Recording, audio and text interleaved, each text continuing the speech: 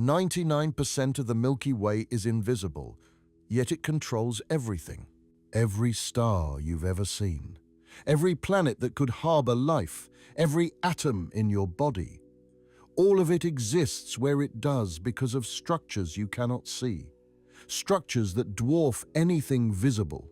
Structures that have been shaping our galaxy for 13 billion years.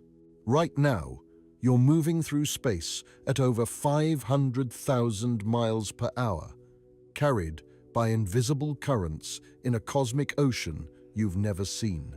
The sun isn't just drifting randomly through the galaxy. It's being guided, channeled, protected by an architecture built from matter we can't detect and forces we're only beginning to understand. This isn't speculation. Over the past few decades, astronomers have mapped this invisible framework. They've traced the dark matter filaments that form the skeleton of our galaxy. They've followed rivers of gas, flowing along paths carved by gravity. They've discovered protective bubbles where our solar system drifts in relative safety. And they've connected all of it to a vast cosmic web that spans the entire universe. When you look up at the Milky Way, that pale band of light stretching across the night sky, you're seeing less than 1% of what's actually there. The stars, the glowing gas clouds, they're just decorations on an invisible scaffold. The real galaxy, the structure that determines where stars can form and where life can exist, is completely hidden from view. Before we start this journey, if you find these explorations interesting, a like or subscribe would mean a lot. It tells me someone out there is curious about the same cosmic mysteries I am. And it keeps these videos coming. Now, let's begin by zooming out. Way out. Imagine you're floating above the Milky Way, high enough to see the entire spiral stretched out below you. From this distance, it looks peaceful, organized. A beautiful pinwheel of stars rotating slowly through space. About 100,000 light-years across, with 4 major spiral arms and somewhere between 100 and 400 billion stars. Our sun sits about 26,000 light-years from the center, tucked into a minor arm called the Orion Spur. But now, let's add something to this view. Imagine if you could see all the matter in the galaxy, not just the stuff that glows. If you could see dark matter, that mysterious substance that makes up about 85% of the galaxy's total mass. Suddenly, the picture changes completely. The spiral disk you were looking at, that beautiful structure of stars and gas, it's just a thin layer sitting inside something much, much larger. A massive sphere of invisible matter that extends 6 times farther out than the visible disk.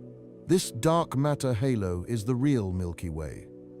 The stars we see are just decorations on a structure we cannot perceive directly. And this halo isn't smooth.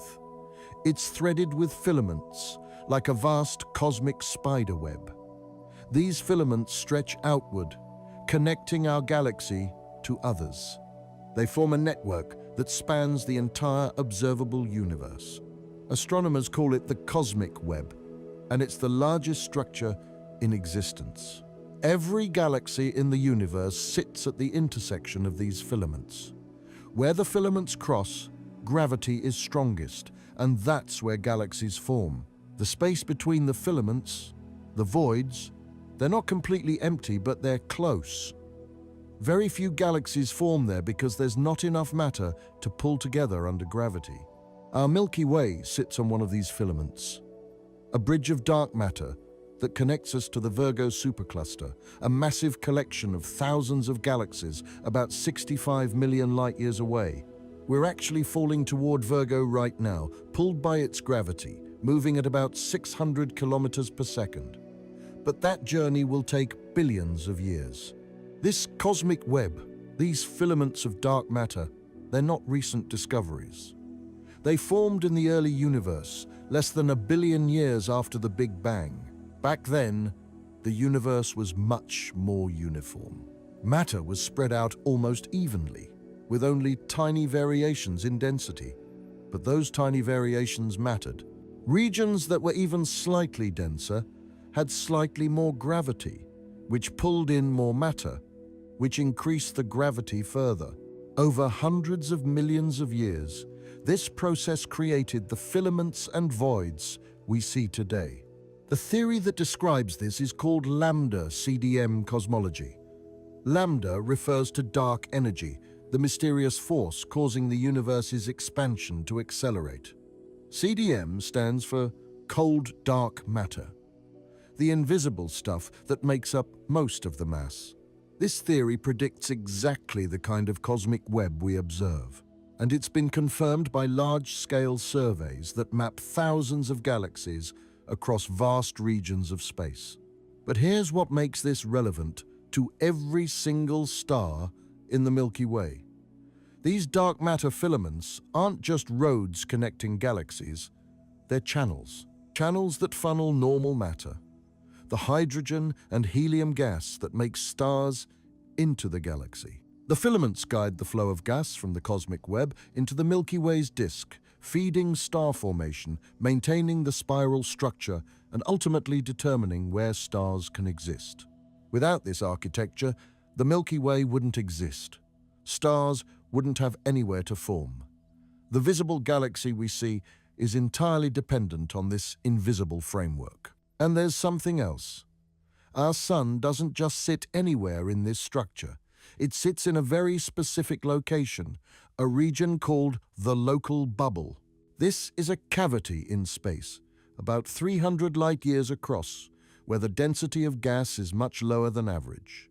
It was carved out by supernova explosions that went off millions of years ago, blasting the gas away and creating this protective pocket of near emptiness. The local bubble isn't random. It exists because of how matter flows along the dark matter filaments, how spiral density waves compress gas into certain regions, and how massive stars, which form in those compressed regions, eventually explode and reshape their surroundings. The sun formed near the edge of this bubble, and we've been drifting through it for most of our solar system's existence. This matters more than you might think. The low density inside the local bubble means fewer molecular clouds, fewer massive stars forming nearby, and fewer supernova explosions that could threaten Earth with deadly radiation. It's one reason life had billions of years to evolve without being sterilized by cosmic catastrophes. So when you look up at the night sky, you're not just seeing random stars scattered through empty space. You're seeing the result of an invisible architecture that has been shaping the galaxy for billions of years. An architecture built from dark matter filaments, carved by stellar explosions, channeled by magnetic fields, and constantly evolving as matter flows. Stars are born and the galaxy grows. The discovery of this architecture didn't happen overnight. It took decades of patient observation and theoretical work. In the 1930s, Swiss astrophysicist Fritz Zwicky studied galaxy clusters and noticed something odd. The galaxies were moving too fast. According to the visible matter he could see, they should have flown apart long ago. He proposed the existence of dark matter, unseen mass that provided additional gravity. But his idea was largely ignored. Then in the 1970s, astronomer Vera Rubin made observations that couldn't be dismissed. She measured how fast stars were moving in spiral galaxies and found that stars on the outer edges moved just as fast as stars near the center. This violated everything physicists thought they knew. According to Newton's laws and Einstein's relativity, objects farther from a gravitational center should move slower. But they didn't. The only explanation was a massive halo of invisible matter surrounding each galaxy. Since then, evidence for dark matter has piled up. Gravitational lensing observations show dark matter bending light from distant galaxies. The cosmic microwave background radiation, the afterglow of the Big Bang, has patterns that only make sense if dark matter existed in the early universe. Computer simulations of galaxy formation only produce realistic galaxies when dark matter is included. We still don't know what dark matter is made of. Experiments around the world are searching for the particles, running sensitive detectors deep underground to shield them from cosmic rays. But so far, nothing has been found with certainty. Dark matter remains invisible, detectable only through its gravitational effects. The cosmic web itself was discovered through large-scale galaxy surveys. In the 1980s and 90s, astronomers began mapping the positions of thousands of galaxies across vast regions of space. What they found surprised everyone. Galaxies weren't randomly distributed. They clustered along filaments with enormous voids in between. The universe had structure on the largest scales imaginable. More recent surveys, like the Sloan Digital Sky Survey, which began in 2000, mapped millions of galaxies and revealed the cosmic web in exquisite detail. The filaments stretch across hundreds of millions of light years. The voids are equally vast, regions where few galaxies exist, and at the intersections of multiple filaments, you find massive galaxy clusters, the densest concentrations of matter in the universe. Our Milky Way is part of this structure. The dark matter halo that surrounds our galaxy connects to filaments reaching out to Virgo and beyond. These connections are real. They channel matter. They determine the galaxy's evolution. They're why we exist at all. Over the next 2 hours, we're going to explore this architecture in detail. We'll look at the dark matter filaments that form the skeleton of the galaxy. We'll follow the rivers of gas that flow along them, feeding star formation. We'll dive into the local bubble and understand why our sun's location is so special. We'll see how spiral arms aren't solid structures, but waves of density that sweep through the disk. We'll visit the galactic center, where a supermassive black hole shapes the flow of matter and energy. We'll explore the galactic corona, a vast reservoir of hot gas that surrounds the visible disk. And we'll connect the Milky Way to the larger cosmic web, showing how our galaxy is just one small part of a structure that spans the universe. By the end, you'll understand that the Milky Way isn't just a collection of stars floating in space. It's a dynamic system, controlled by invisible forces, shaped by processes that operate on scales ranging from the size of atoms to the size of the observable universe. And you'll see that our existence here, on this planet, orbiting this star, in this location, at this moment in cosmic history, is the result of an unbroken chain of events stretching back 13.8 billion years, all operating within this hidden architecture. Let's start with the foundation. The dark matter filaments that hold everything together.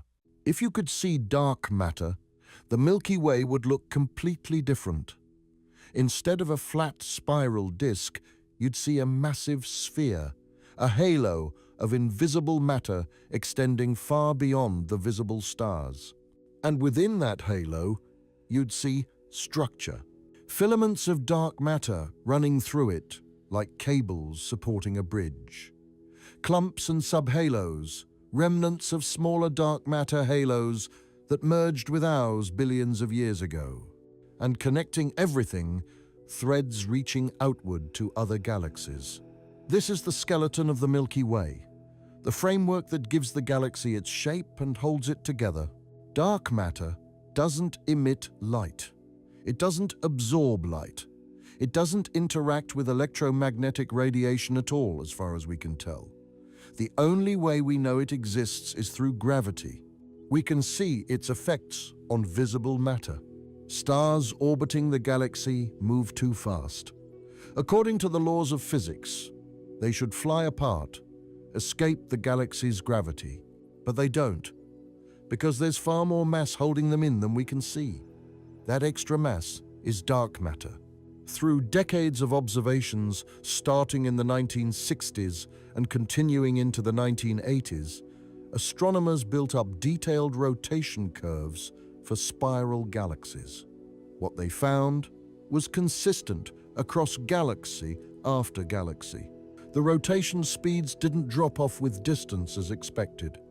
Instead, they stayed remarkably flat, even far beyond the visible edge of the galactic disk. This pattern appeared universal, suggesting something fundamental about galaxy structure that we hadn't understood before. Since then, we've confirmed dark matter's existence in multiple ways. Gravitational lensing, where dark matter bends light from distant galaxies. The cosmic microwave background radiation, which shows patterns that can only be explained if dark matter existed in the early universe. Computer simulations of galaxy formation, which only produce realistic galaxies if dark matter is included. We don't know what dark matter is made of. The leading candidates are theoretical particles like WIMPs, weakly interacting massive particles, or axions, much lighter particles that barely interact with normal matter. Experiments around the world are searching for these particles, but so far, none have been detected with certainty. What we do know is how dark matter behaves. It clumps together under gravity, forming halos around galaxies. These halos aren't smooth. They have structure, shaped by the way dark matter fell together in the early universe. About 13.8 billion years ago, just after the Big Bang, the universe was a hot, dense plasma. As it expanded and cooled, tiny fluctuations in density, probably created by quantum fluctuations during inflation, began to grow. Regions that were slightly denser pulled in more matter. Over time, these regions collapsed under their own gravity. Dark matter, because it doesn't interact with light or normal matter except through gravity, could collapse without resistance. It formed the first structures in the universe, long before normal matter could clump together. These structures were filaments, vast threads of dark matter stretching across millions of light years, with dense nodes where multiple filaments intersected. Normal matter, hydrogen and helium gas, was coupled to photons in the early universe. It couldn't collapse into small structures because radiation pressure kept pushing it apart. But once the universe cooled enough for electrons and protons to combine into neutral atoms, about 380,000 years after the Big Bang, the photons decoupled. Suddenly, normal matter was free to fall into the dark matter structures that were already waiting. This is how the cosmic web formed. Dark matter filaments acting as scaffolding, pulling in normal matter, creating regions where galaxies would eventually form. The Milky Way's dark matter halo is part of this ancient structure. It formed over 13 billion years ago, probably from the merger of several smaller dark matter halos. As these halos collided and merged, they brought their gas with them.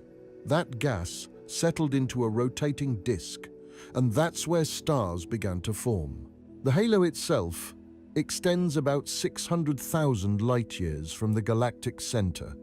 That's 6 times farther than the visible spiral disk, and it contains about 10 times as much mass as all the stars, gas, and dust combined.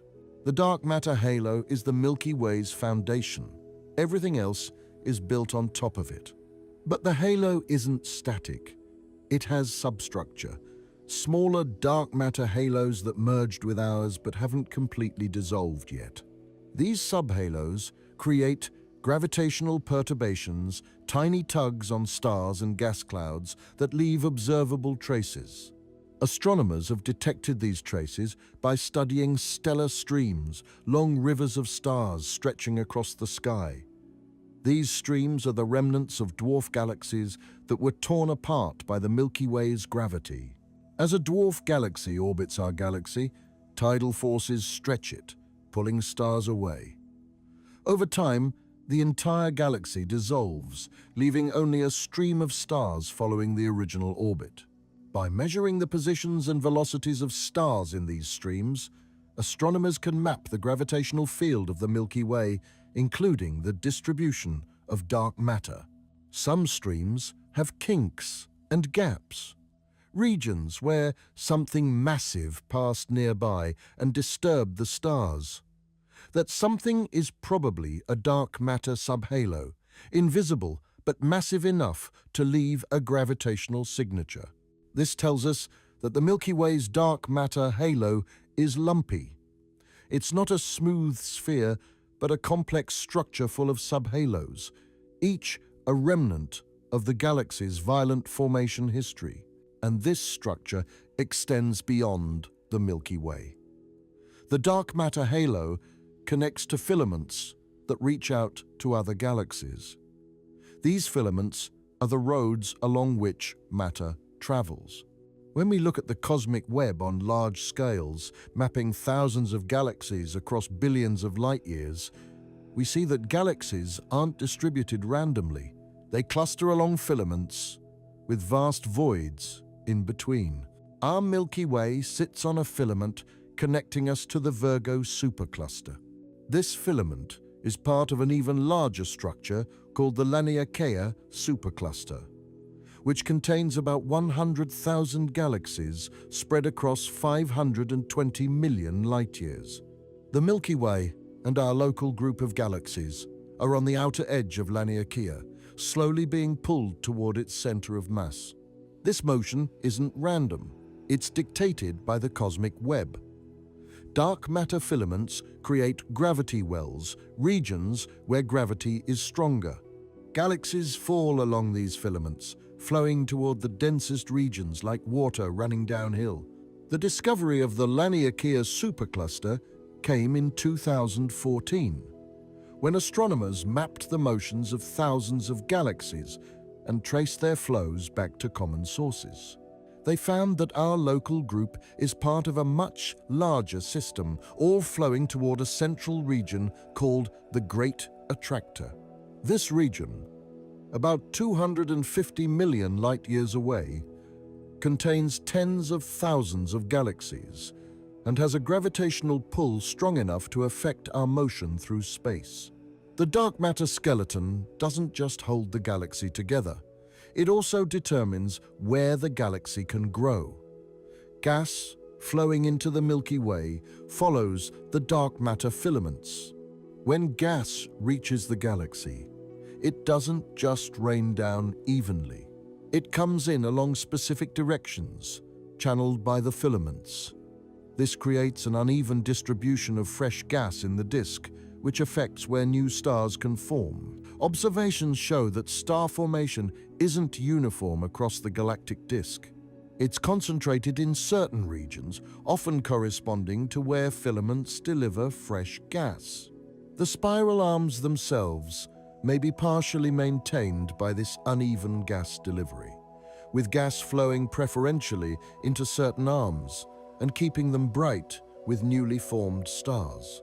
Computer simulations of galaxy formation show this process in detail.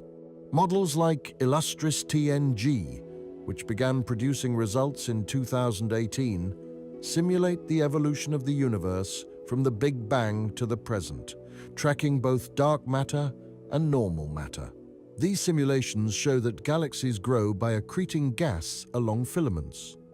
When a filament connects a galaxy to a large reservoir of gas, the galaxy grows quickly, forming lots of stars. When the filament runs dry, star formation slows down.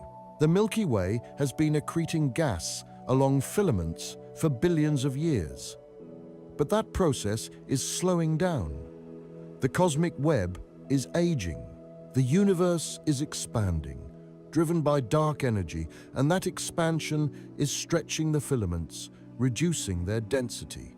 Gas that would have flowed into the galaxy in the past is now being pulled away by the expansion.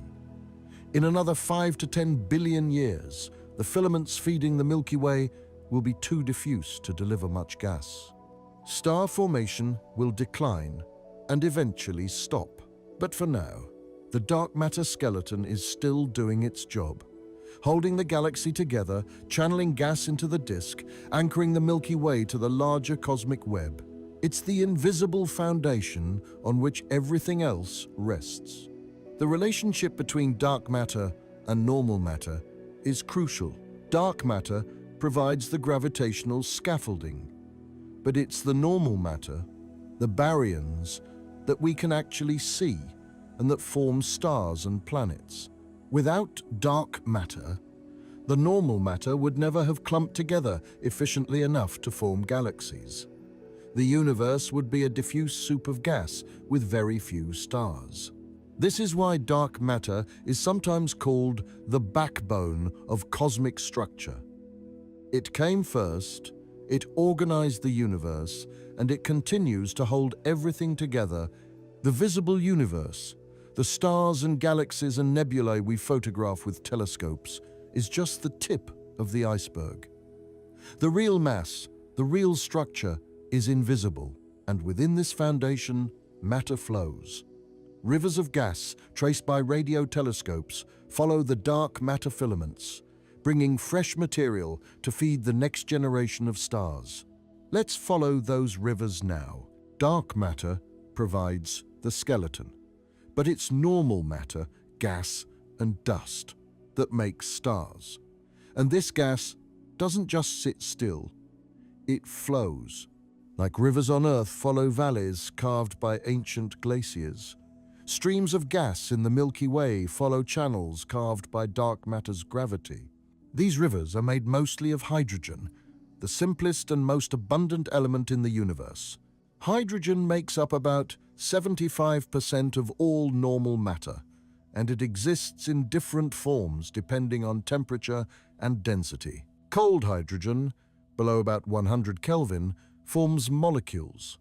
H2, two hydrogen atoms bonded together. Warmer hydrogen, a few thousand Kelvin, exists as neutral atoms.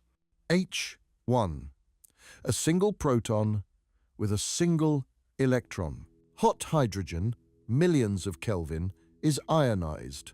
The electron has been stripped away, leaving just the proton. Each form of hydrogen tells us something different about the gas's history and fate. Cold molecular hydrogen is where stars form.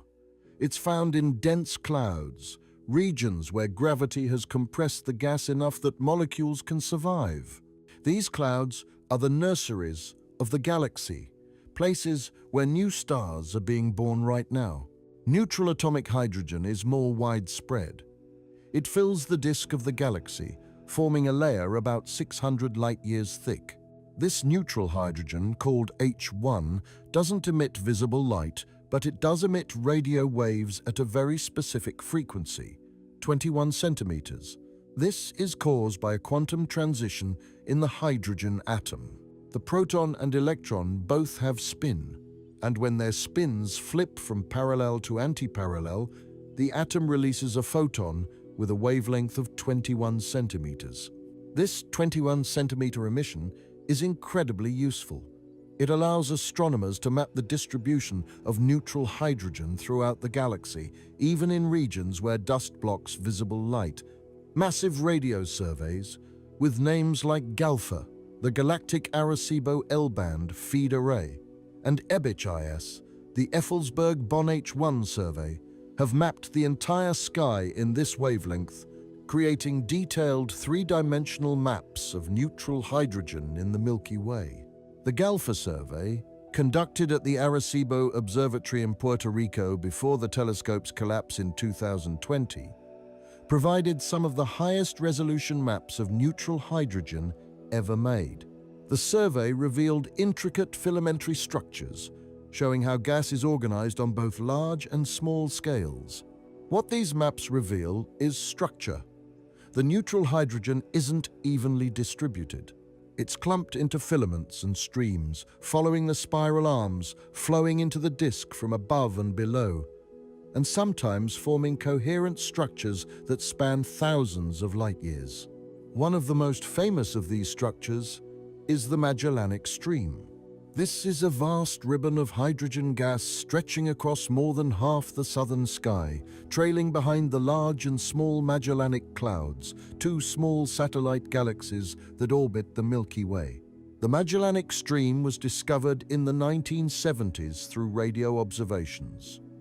It contains about 500 million times the mass of the Sun in hydrogen gas, enough to make millions of stars. The stream formed because the Magellanic Clouds are being torn apart by the Milky Way's gravity. As they orbit, tidal forces pull gas away from them, leaving a trail that stretches for hundreds of thousands of light years. This gas is falling into the Milky Way. Over the next few billion years, it will rain down onto the disk, mixing with the existing gas and eventually forming new stars. The Magellanic Stream is one of the rivers feeding the galaxy, bringing fresh material to sustain star formation. But the Magellanic Stream isn't the only one. There are other streams, smaller but still significant. High-velocity clouds, dense clumps of neutral hydrogen moving at speeds that don't match the rotation of the disk. These clouds are falling into the galaxy from the halo, some of them possibly remnants of ancient satellite galaxies that were completely destroyed, leaving only their gas behind. Astronomers have catalogued over 100 high-velocity clouds. Most are small, containing just a few thousand solar masses of hydrogen, but some are much larger. These clouds are important because they represent a continuous infall of fresh gas, helping to sustain star formation over billions of years. One particularly interesting high-velocity cloud is the Smith Cloud. This is a massive structure, about 11,000 light-years long and 2,500 light-years wide, containing about 1 million times the Sun's mass in hydrogen. It's moving toward the disk at high speed and will crash into it in about 30 million years. When it does, the collision will compress the gas, triggering a burst of star formation. Hundreds of thousands of new stars will be born in the region where the Smith Cloud impacts the disk. The Smith Cloud is interesting for another reason. Its chemical composition suggests it came from inside the Milky Way. It has about the same amount of heavy elements, like oxygen and sulfur, as the Sunday. This means the cloud, probably formed in the disk, was blown out into the halo by supernova explosions or stellar winds, and is now falling back. It's part of a cycle, a galactic fountain, where gas is expelled from the disk, cools in the halo, and rains back down. This fountain process is crucial for the galaxy's evolution. Without it, heavy elements forged in stars would stay concentrated in the inner galaxy. The fountain redistributes these elements, mixing them throughout the disk, enriching gas clouds in the outer regions where new stars and planets will form. Our own solar system benefited from this process. The Sun and Earth contain heavy elements like carbon, oxygen, iron, silicon, elements that were created in stars that lived and died before the solar system formed. Those elements were scattered by supernova explosions, mixed by the galactic fountain, and eventually incorporated into the gas cloud that collapsed to form the Sunday, the solar nebula, that disk of gas and dust that surrounded the infant Sun 4.6 billion years ago, was pre-enriched with these materials. Without this enrichment, rocky planets like Earth couldn't have formed. The dust grains that stuck together to build planets required silicon, iron, magnesium, elements that only exist because previous generations of stars processed them. The flow of gas in the Milky Way isn't random. It follows patterns dictated by gravity, rotation, and magnetic fields. The spiral arms, which we'll explore in more detail later, are regions where gas is compressed by density waves. As the density wave passes through, gas clouds collide, compress, and begin collapsing under their own gravity. This triggers star formation, creating the bright blue stars that make spiral arms visible in photographs of other galaxies. But not all gas flows into the disk. Some is expelled. When massive stars die in supernova explosions, they release enormous amounts of energy. This energy heats the surrounding gas to millions of degrees, creating hot bubbles that expand rapidly. If multiple supernovae go off in the same region, these bubbles merge, forming superbubbles that can break through the disk and vent hot gas into the halo. This is what created the local bubble, the low-density region where our sun resides. About 10 to 20 million years ago, a cluster of massive stars formed in our neighborhood. These stars lived fast and died young, exploding as supernovae one after another. The explosions carved out a cavity, pushing the gas away and heating what remained to high temperatures. The hot gas rose into the halo, leaving behind the nearly empty bubble we see today. The local bubble is about 300 light-years across. Its walls are defined by denser regions of gas, places where the expanding bubble stopped because it encountered too much resistance. These walls are actually sites of enhanced star formation.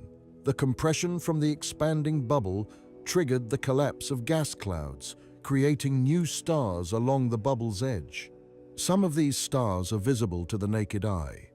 The Pleiades, a bright cluster of young stars, sits on the edge of the local bubble. So does the Scorpius-Centaurus Association, a group of hot, massive stars. These stars were born in the compressed gas at the bubble's edge, and they're continuing the cycle. Eventually, they too will explode as supernovae, further expanding the bubble or creating new ones. The gas flowing through the galaxy isn't just hydrogen. It also contains helium, about 24% by mass, and trace amounts of heavier elements. These heavier elements, collectively called metals by astronomers, are crucial for planet formation and life. Oxygen, carbon, nitrogen, iron, silicon, all the elements that make up rocky planets and living organisms were created in stars and released into the interstellar medium by supernovae and stellar winds. The distribution of these metals isn't uniform. The inner galaxy is more metal-rich than the outer galaxy because it has had more generations of star formation. Each generation of stars produces more heavy elements, enriching the gas for the next generation. The outer galaxy, where star formation has been slower, is less enriched. Our sun sits in a region with about solar metallicity, meaning the amount of heavy elements in our neighborhood is roughly average for the galaxy. This metallicity was important for the formation of Earth and the other rocky planets. Without enough heavy elements, you can't build large rocky planets. The protoplanetary disk around the young sun contained dust grains made of silicates, iron, and other compounds, and these grains stuck together to form the seeds of planets. The flow of gas in the Milky Way is also shaped by magnetic fields. The interstellar medium isn't just gas and dust. It's a plasma, a mixture of charged particles, and plasmas are affected by magnetic fields.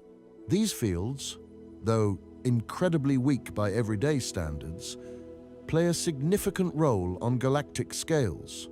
Magnetic fields in the Milky Way follow the spiral arms.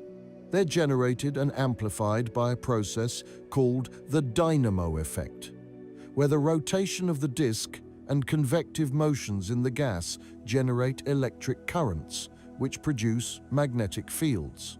These fields then affect how gas flows, guiding the motion of charged particles and providing pressure that helps support gas clouds against gravitational collapse. Observations from satellites like Planck, which operated from 2009 to 2013 and mapped the entire sky in microwave light, have revealed the structure of magnetic fields in the Milky Way. The fields are stronger and more ordered than scientists expected, suggesting they play a more important role in galactic dynamics than previously thought. The magnetic field strength in the galactic disk is about 6 microgauss, which is about 10,000 times weaker than a refrigerator magnet. But over distances of thousands of light years, these weak fields have significant effects. They channel cosmic rays, high-energy particles that stream through the galaxy. They affect how gas collapses to form stars. And they provide pressure that helps support the disk against gravitational collapse. The gas flowing through the Milky Way is also constantly being recycled. Stars form from cold molecular clouds. They live for millions or billions of years, fusing hydrogen into helium and heavier elements. When they die, they return much of their mass to the interstellar medium, either through gentle stellar winds or violent supernova explosions. This gas mixes with existing gas, cools, and eventually forms new stars. The cycle repeats, generation after generation. Our Sun is at least a third-generation star, possibly more. It formed from gas that had already been processed through multiple cycles of star birth and death. The presence of heavy elements in the Sun and Earth proves this. Those elements didn't exist in the early universe. They had to be created in stars and scattered into space before they could be incorporated into new stars and planets. The rivers of gas in the Milky Way are the bloodstream of the galaxy. They bring fresh material, distribute heavy elements, trigger star formation, and shape the visible structure we observe. Without these flows, the galaxy would be static and dead. Instead, it's dynamic and alive, constantly renewing itself through cycles that have operated for billions of years. The gas we see today in molecular clouds has been recycled through multiple generations of stars, each cycle adding new elements to the mix. And at the heart of this activity, sitting in a protective cavity carved by ancient explosions, is our Sunday. Let's look more closely at this special region. 300 light-years. That's the diameter of the region around our solar system where the gas density is unusually low. This region, called the local bubble, is our cosmic neighborhood.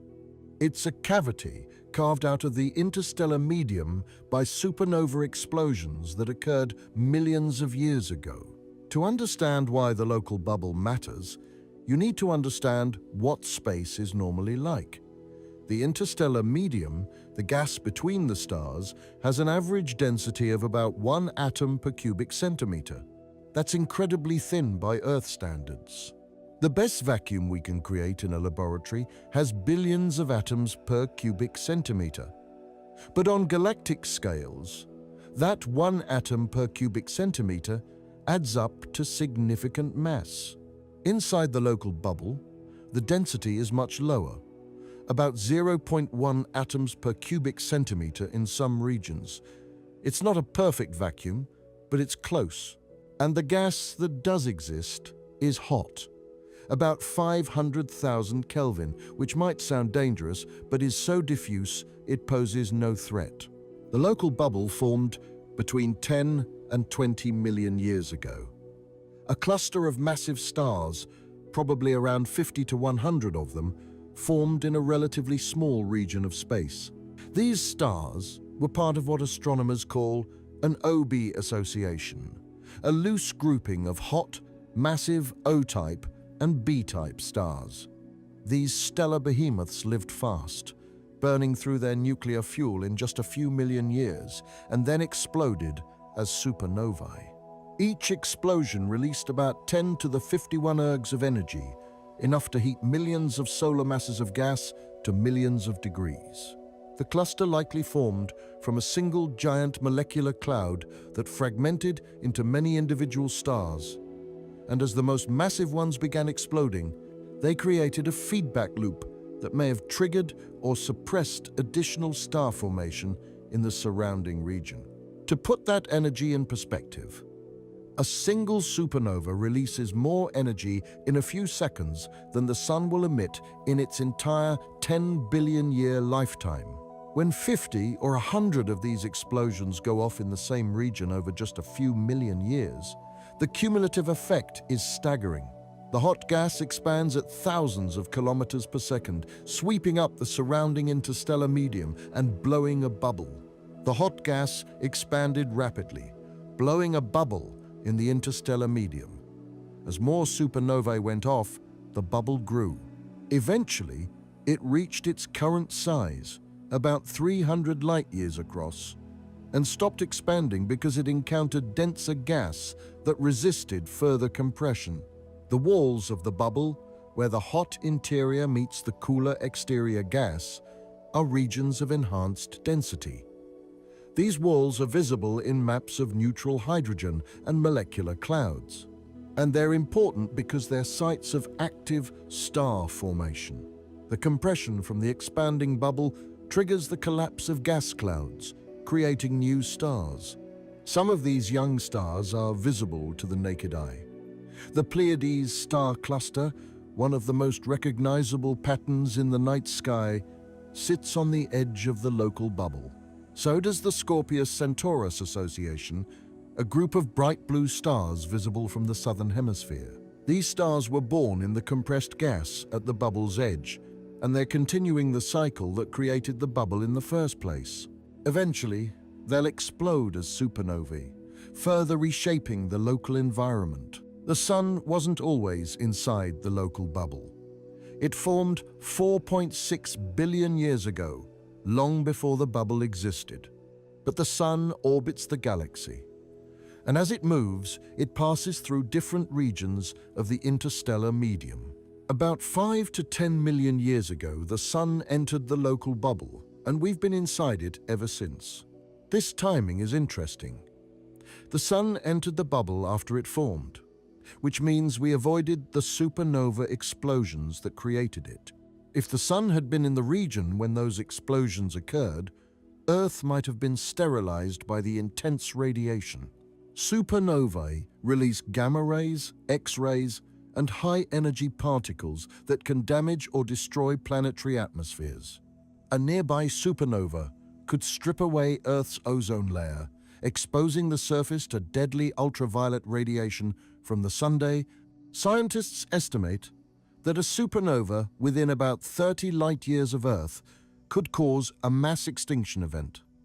The radiation would deplete the ozone layer, allowing harmful UV radiation to reach the surface. This could kill phytoplankton in the oceans, disrupting the food chain, and cause widespread mutations and cancer in land animals. The fossil record shows several mass extinctions that might be linked to nearby supernovae, though the evidence is still debated. But we were spared. We entered the bubble after the explosions, and now we enjoy the benefits of living in a low-density region without having suffered the dangers of being too close to the events that created it. One benefit is reduced interaction with dense molecular clouds.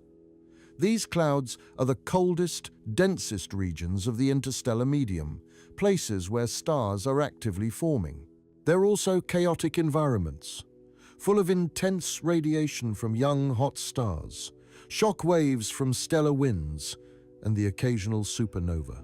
If the solar system passed through a dense molecular cloud, Earth's atmosphere could be compressed, heated, or eroded.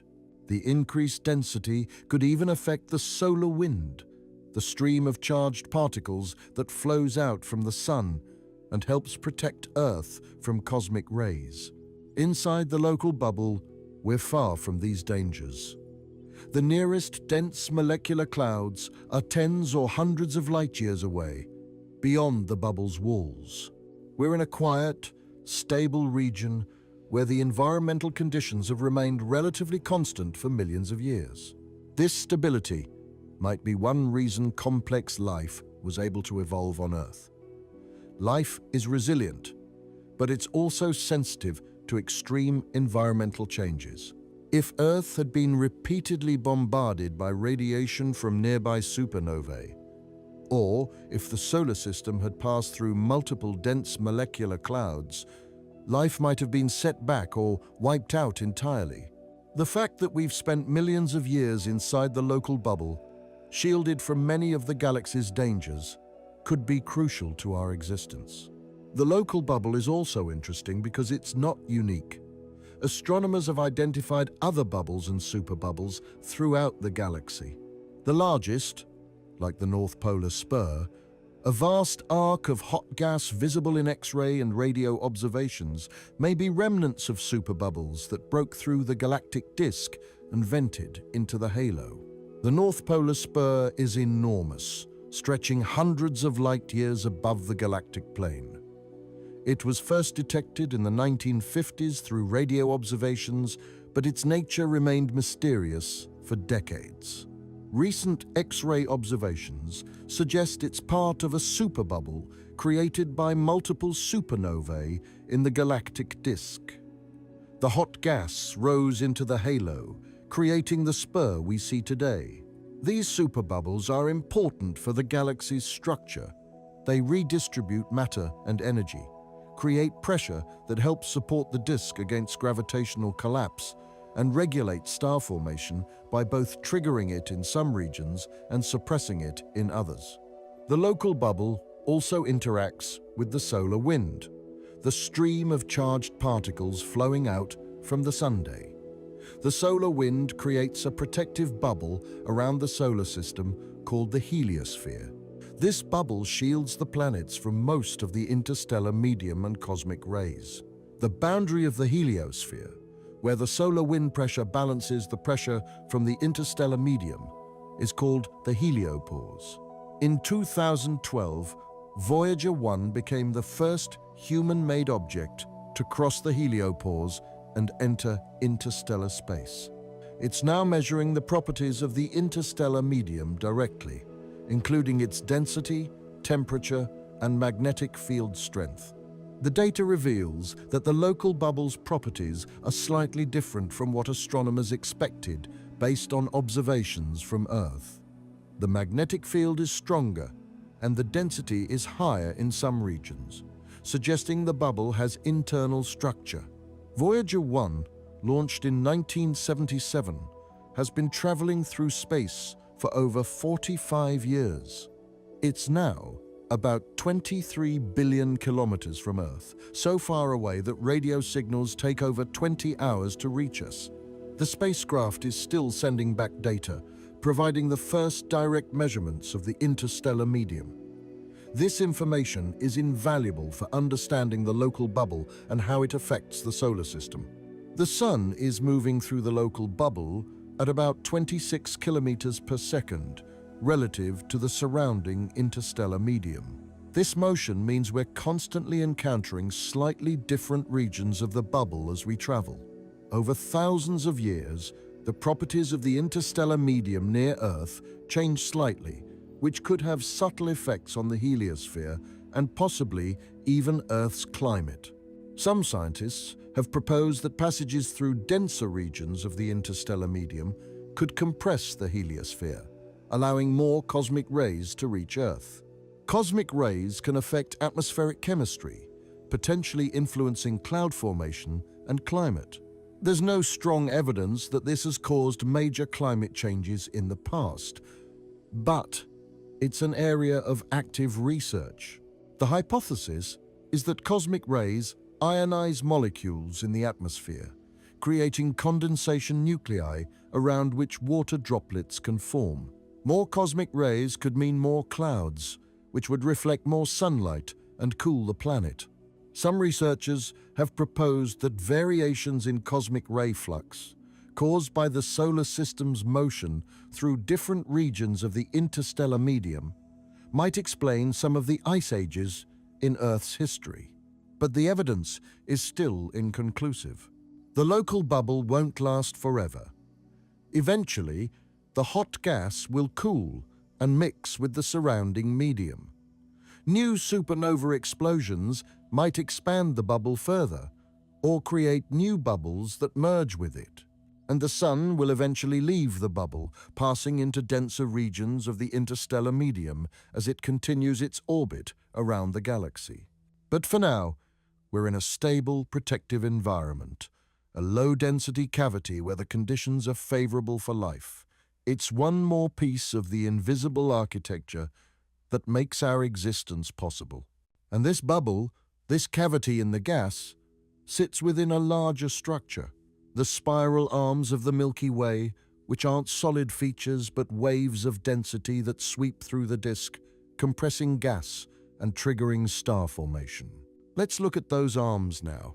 If you've seen images of spiral galaxies, you know what spiral arms look like. Bright, curved structures radiating out from the galactic center, glowing with the light of millions of young stars. The Milky Way has spiral arms too, though mapping them from inside the galaxy is challenging. We think there are 4 major arms, or maybe 2 major arms and 2 minor arms, depending on how you count. But here's something that surprises most people. The spiral arms aren't permanent structures. They're not like the arms of a starfish, rigid and attached to the body. Instead, they're density waves, regions where stars and gas temporarily bunch together as they orbit the galactic center. Think of it like a traffic jam on a highway. Cars enter the jam from behind, slow down as they pass through, and then speed up again as they exit. The jam itself doesn't move much. It stays in roughly the same place. But the cars passing through are constantly changing. The spiral arms work the same way. Stars enter the arm, slow down slightly due to the increased gravitational pull, and then speed up again as they exit.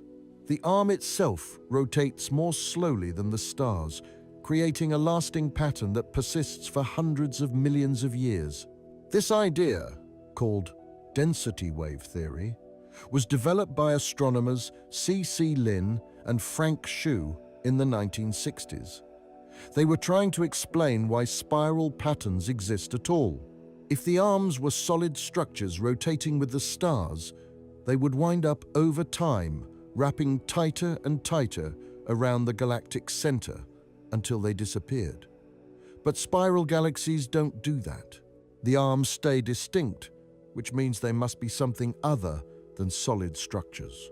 Lin and Hsu proposed that spiral arms are density waves, compressions in the disk that rotate more slowly than the stars themselves. These waves are sustained by the galaxy's gravity and rotation. As stars orbit, they feel the gravitational pull of the arms, which slows them down as they enter and speeds them up as they exit. This creates a traffic jam effect, bunching stars together in the arms. The mathematics behind this is elegant.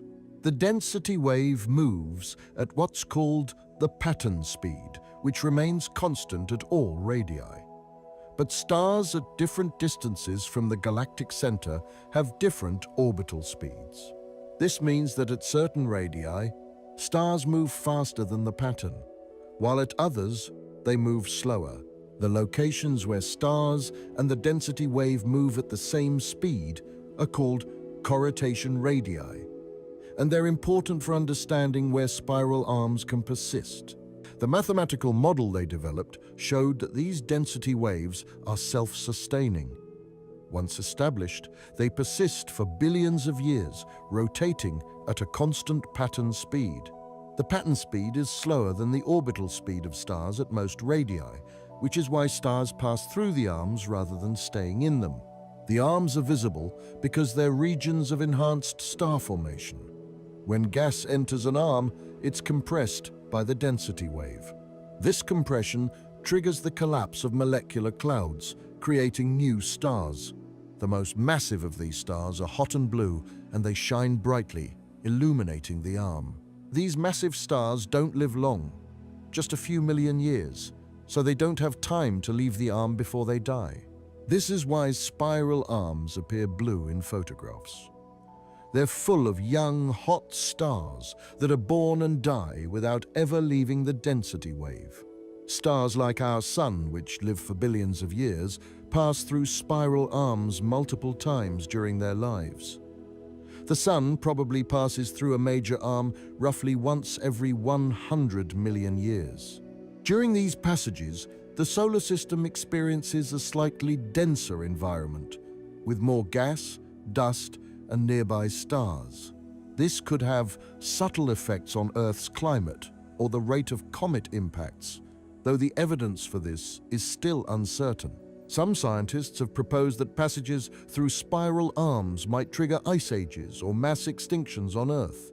The idea is that the increased density in spiral arms might disturb comets in the outer solar system, sending some of them into the inner solar system where they could impact Earth.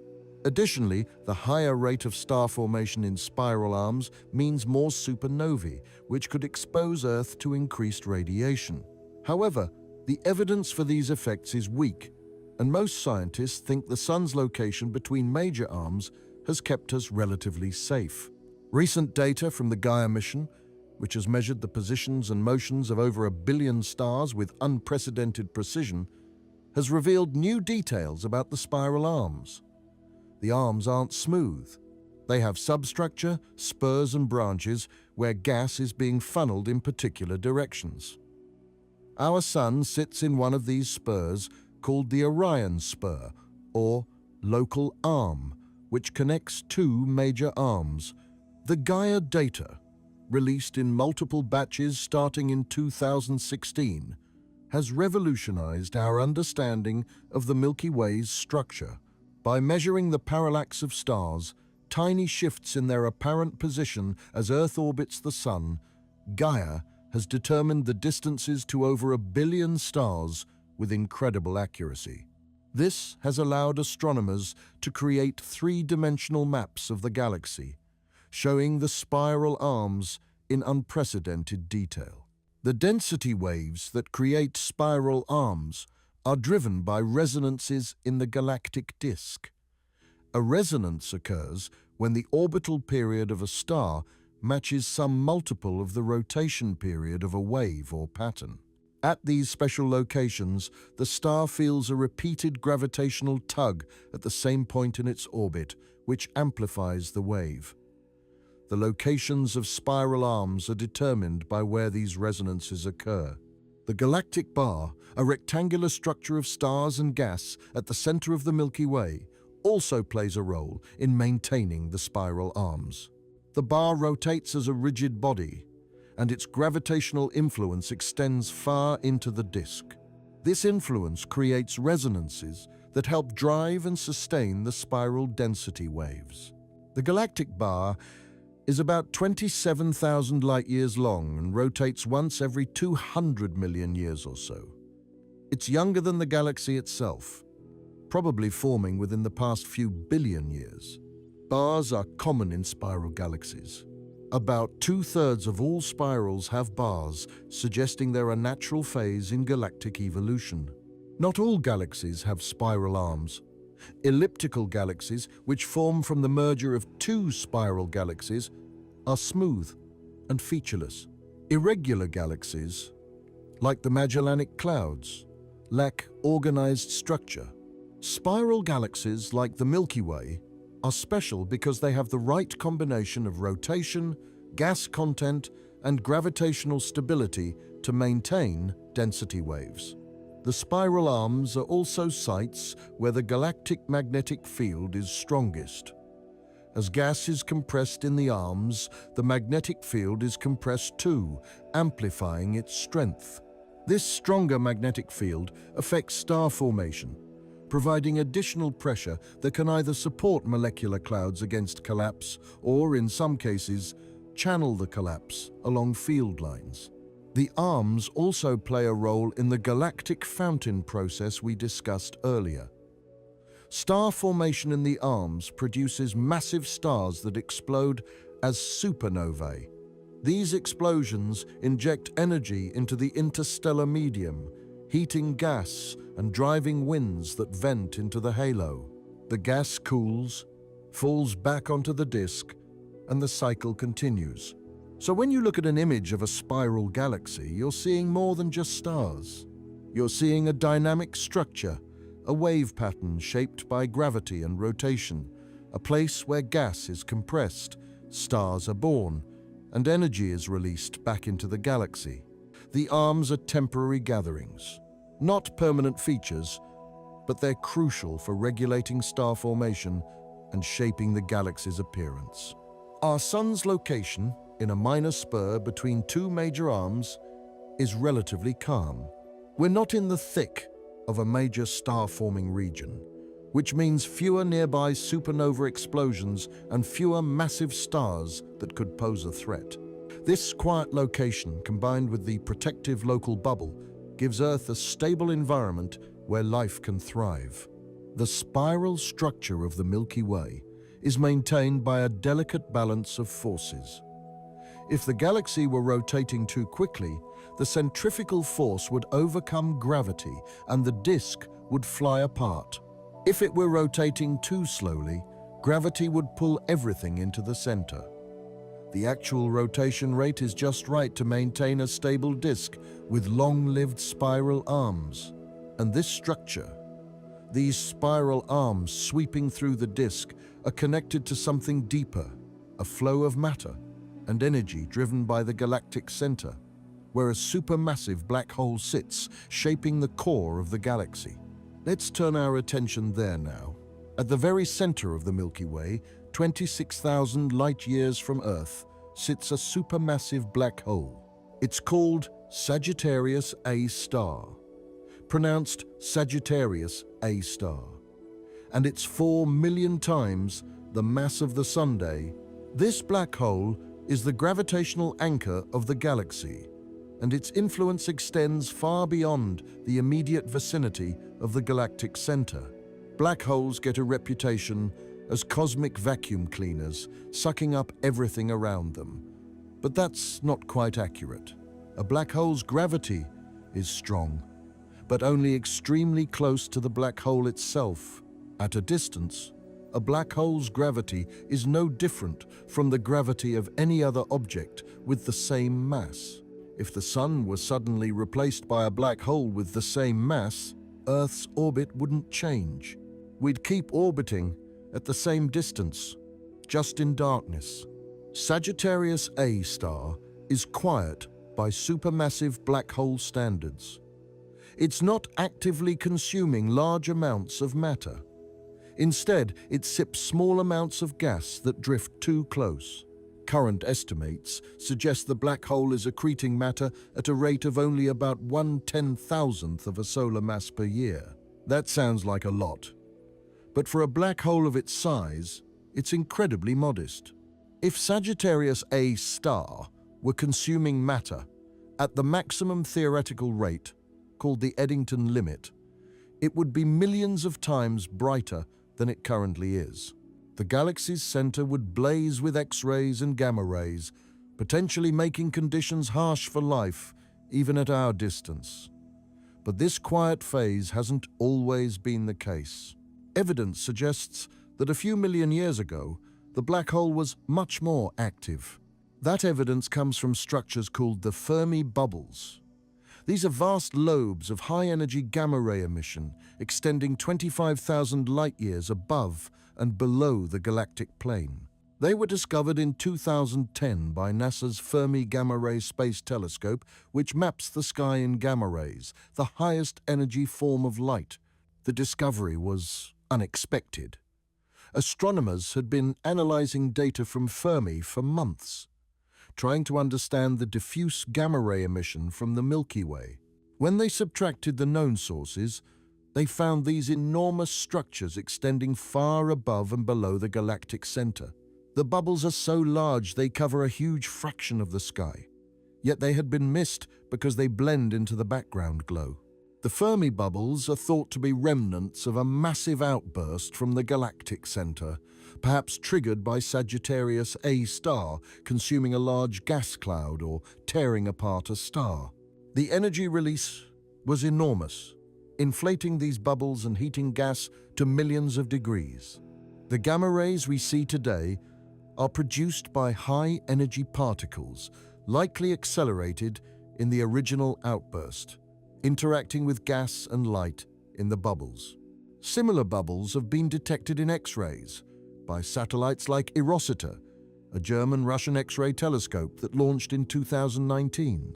The X-ray bubbles have sharp edges and complex structure, suggesting the outburst that created them was directional, possibly involving jets of matter blasted out along the black hole's rotation axis. These outbursts are part of the galactic center's larger role in regulating the galaxy. When a supermassive black hole feeds actively, it releases enormous amounts of energy, heating the surrounding gas and driving powerful winds that can blow gas out of the galaxy entirely. This process, called feedback, prevents the black hole from growing indefinitely and also regulates star formation in the central regions of the galaxy. Without feedback, the galactic center would be forming stars much more rapidly than it does.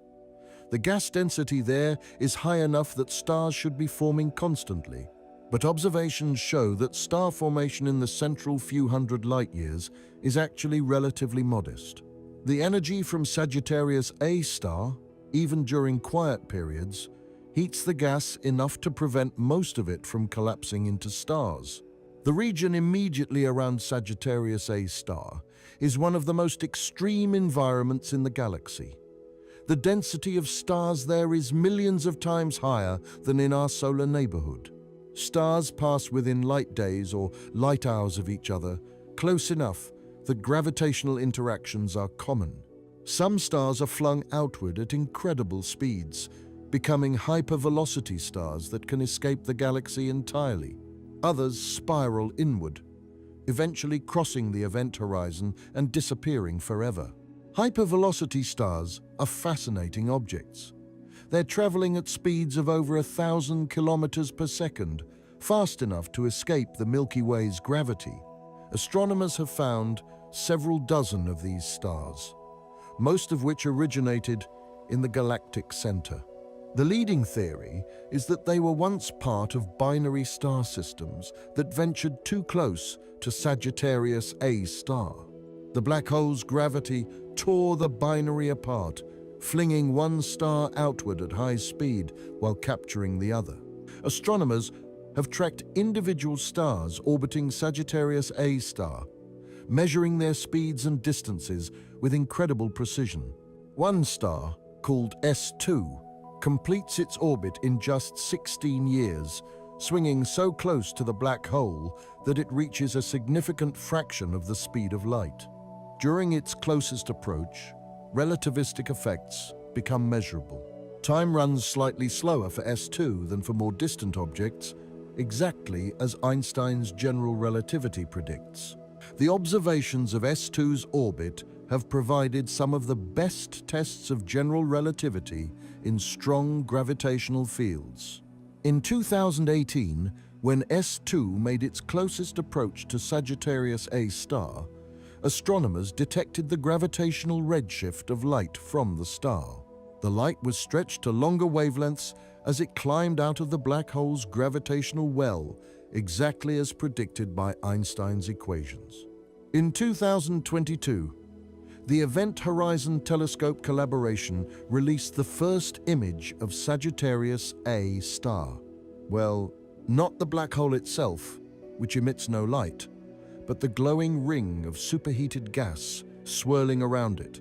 The image showed a dark circle, the shadow of the black hole, surrounded by a bright, asymmetric ring.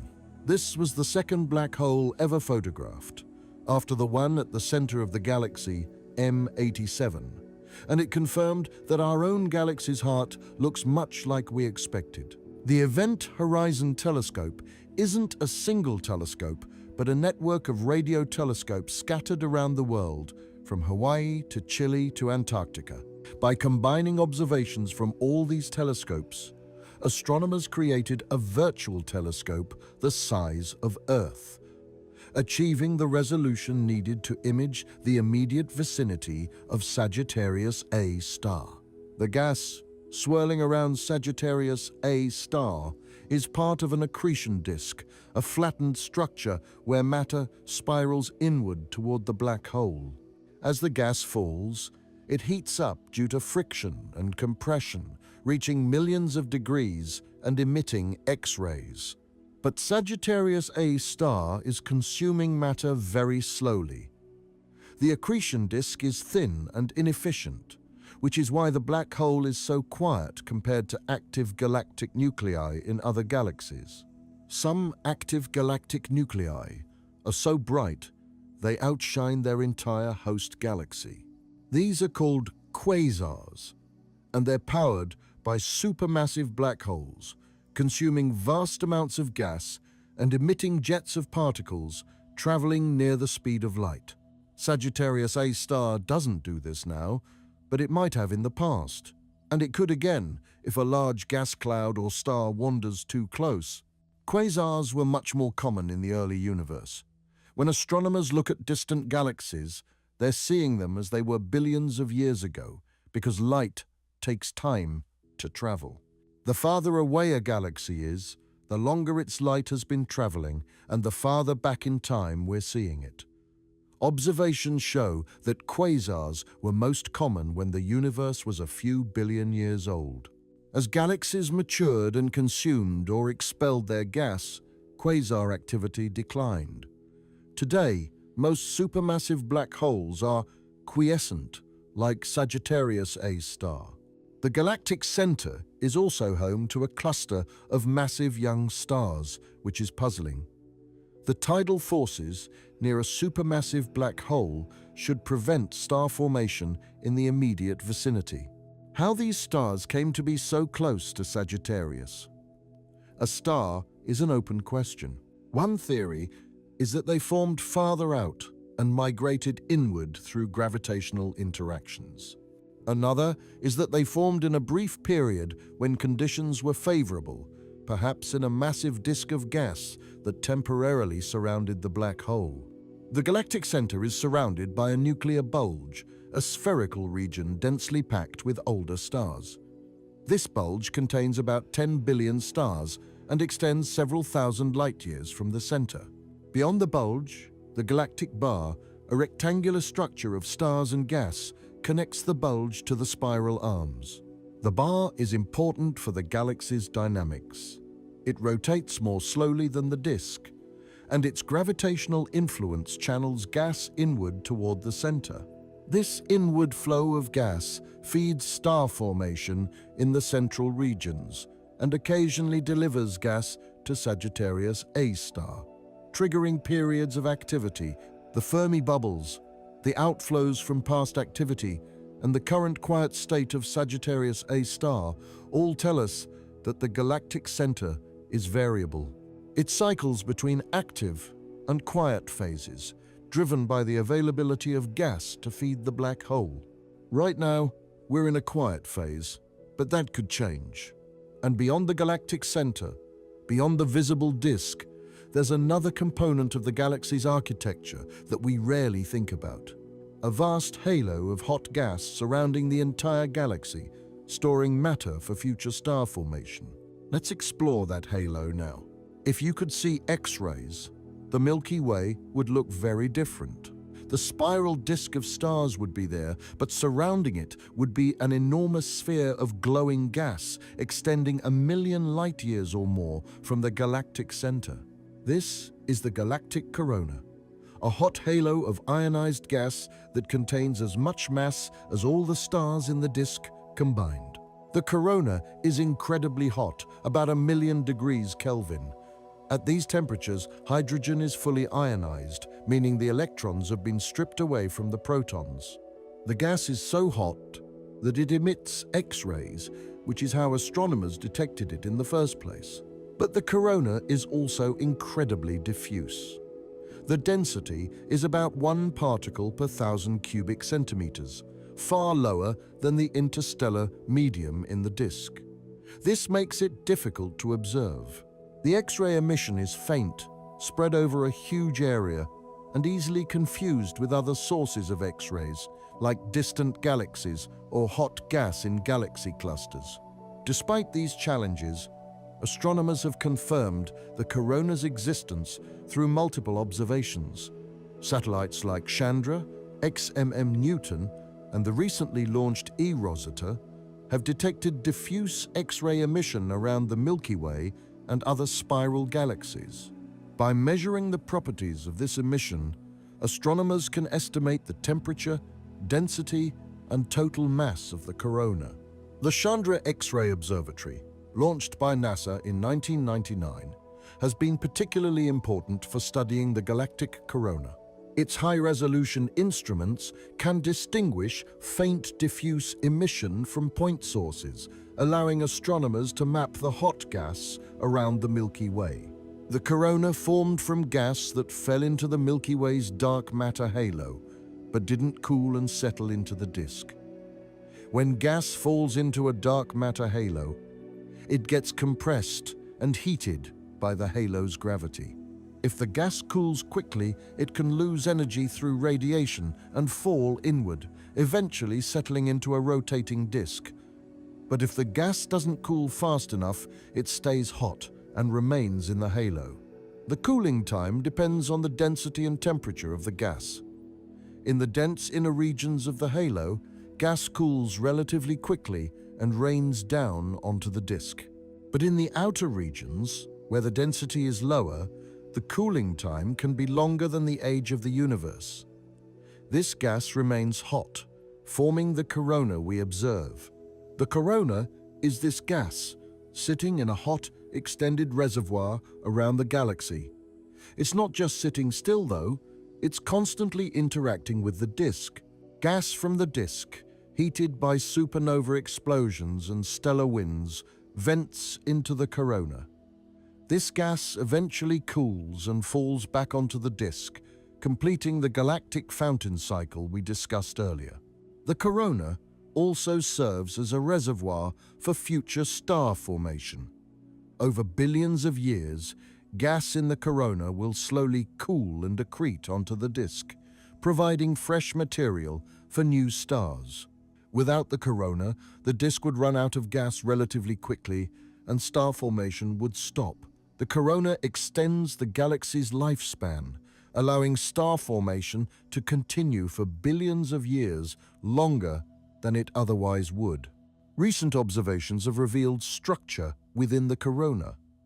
Erosita, which mapped the entire sky in X-rays with unprecedented sensitivity, detected large bubbles and filaments in the hot gas. Some of these structures are connected to the Fermi bubbles, suggesting they were created by the same outburst from the galactic center. Others might be remnants of superbubbles from the disk that broke through into the halo.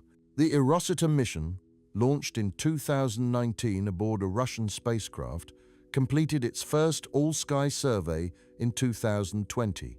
The data revealed structures in the hot gas that had never been seen before, including extensions of the Fermi bubbles in X-rays and numerous superbubbles breaking through the disk into the halo.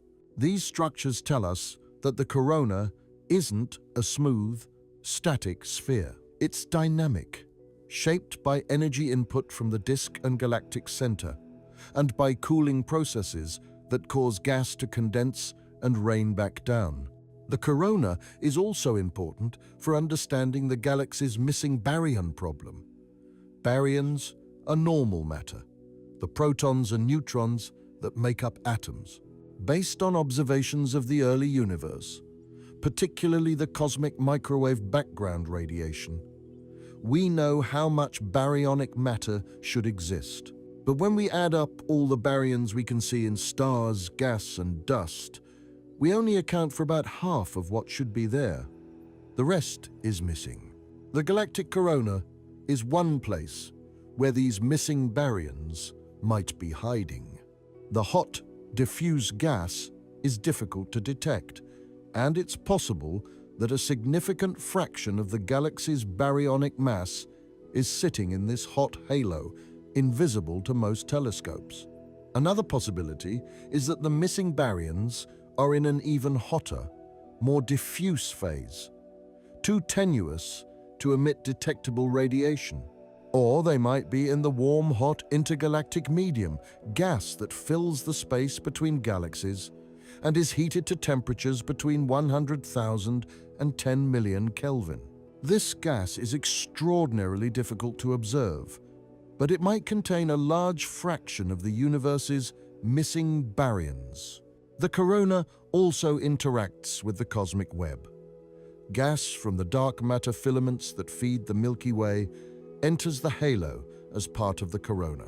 This gas is shock-heated as it falls in, reaching the corona's high temperatures Over time, it cools and settles into the disk, but while it's in the corona, it contributes to the hot halo's mass. The study of the galactic corona is still relatively new, and there's much we don't know. How much mass does it contain? How does it cool and accrete onto the disk? What role does it play in regulating star formation? These are active areas of research, and future X-ray missions will help answer them. What's clear is that the corona is an essential part of the galaxy's architecture. It's a reservoir of gas, a buffer between the cosmic web and the disk, and a recycling system that extends the galaxy's lifespan. Without it, the Milky Way would be very different. The corona also connects the galaxy to the larger cosmic environment. It's not an isolated system, but part of the continuous flow of matter from the cosmic web into galaxies. Understanding the corona means understanding how galaxies acquire and process gas over cosmic time.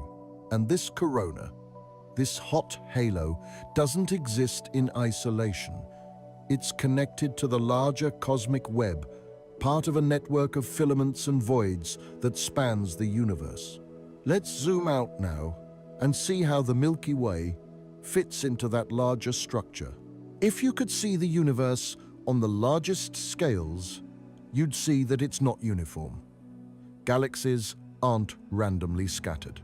They cluster along filaments, vast threads of matter stretching hundreds of millions of light years across space. Between the filaments are voids, enormous regions with very few galaxies. This structure, the cosmic web, is the largest pattern in the universe. The cosmic web formed from tiny density fluctuations in the early universe. Just after the Big Bang, matter was spread almost evenly, but not perfectly. Some regions were slightly denser than others, and these tiny differences grew over time. Gravity pulled matter from less dense regions into denser ones, creating a network of filaments with voids in between. Dark matter, because it doesn't interact with light or normal matter except through gravity, collapsed first. It formed the skeleton of the cosmic web, the filaments where galaxies would later form. Normal matter followed, falling into the dark matter filaments and settling into galaxies. The Milky Way sits on one of these filaments. If you could zoom out far enough, you'd see that our local group of galaxies is part of a larger structure called the Laniakea supercluster. This is a collection of about 100,000 galaxies spread across 520 million light-years. The Milky Way sits on the outskirts of Laniakea, on a filament that connects us to the Virgo supercluster, the nearest large concentration of galaxies. The name Laniakea comes from Hawaiian and means immeasurable heaven. It was chosen by the astronomers who mapped this supercluster in 2014, led by Brent Tully at the University of Hawaii. They traced the motions of thousands of galaxies and found that they all flow toward a common gravitational basin, defining the extent of the supercluster. Virgo is about 65 million light-years away and contains thousands of galaxies. It's pulling on the Milky Way and the rest of the local group with its gravity. We're falling toward Virgo at about 600 kilometers per second. This motion won't result in a collision, though. The universe is expanding, driven by dark energy, and that expansion is carrying distant structures away from us faster than gravity can pull them together. Virgo is close enough that gravity dominates, so we're falling toward it, but more distant superclusters are receding. The cosmic web isn't static. It's evolving, shaped by the competing forces of gravity and dark energy. In the early universe, gravity dominated. Matter clumped together, forming filaments and galaxy clusters. But as the universe expanded, dark energy became more important. Dark energy is a mysterious force that causes the expansion of space itself to accelerate.